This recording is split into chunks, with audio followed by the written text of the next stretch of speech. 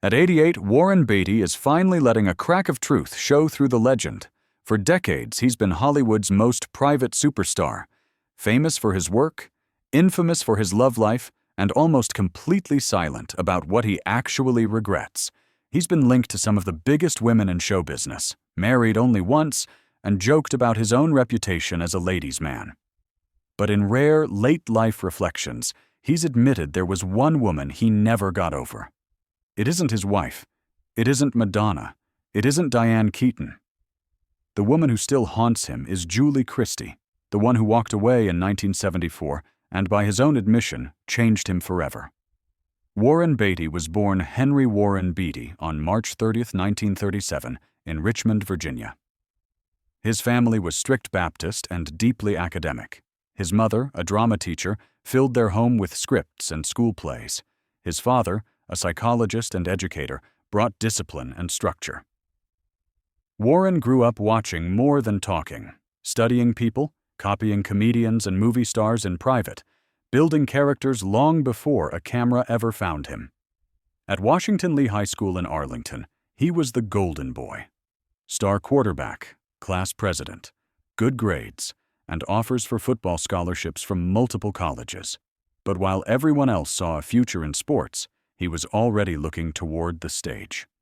In 1954, he chose Northwestern University over the football track, then dropped out after a year when acting pulled harder than lectures. He headed to New York with almost nothing, tiny apartments, cheap food, and big ambition. He studied with famed acting teacher Stella Adler and paid the bills with whatever work he could find: dishwashing, piano playing in bars, even heavy labor in Manhattan tunnels.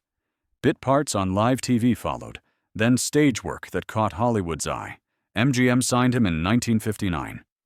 2 years later, Splendor in the Grass made him a star. Even then, Beatty fought for deeper, more honest scenes, earning an early reputation as difficult, or, depending on who you asked, as someone who simply refused to coast. That stubbornness would define his entire career. He didn't chase safe blockbusters, he chased material that obsessed him. In 1967, he produced and starred in Bonnie and Clyde, the violent, stylish outlaw film that helped blow up the old Hollywood system and usher in the new Hollywood era. More hits followed: Shampoo, Heaven Can Wait, and finally Reds, the 1981 epic that won him the Oscar for Best Director, as well as nominations for acting, writing, and producing. No one doubted his talent. They doubted whether anyone could ever really hold him. That was the problem with Julie Christie. They met in the mid-1960s and became one of cinema's most magnetic couples, on-screen in McCabe and Mrs. Miller and Shampoo, off-screen in a long, turbulent relationship. She was independent, political, fiercely her own person. He circled marriage and family. She guarded her freedom.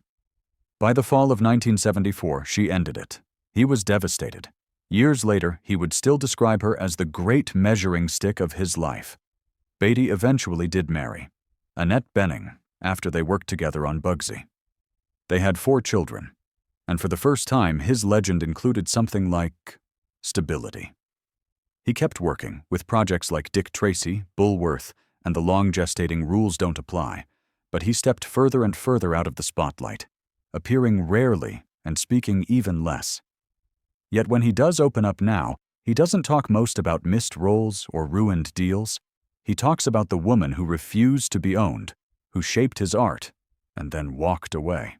At 88, Warren Beatty's greatest regret isn't a movie he didn't make. It's Julie Christie, the one that got away, and the ghost he still can't quite shake.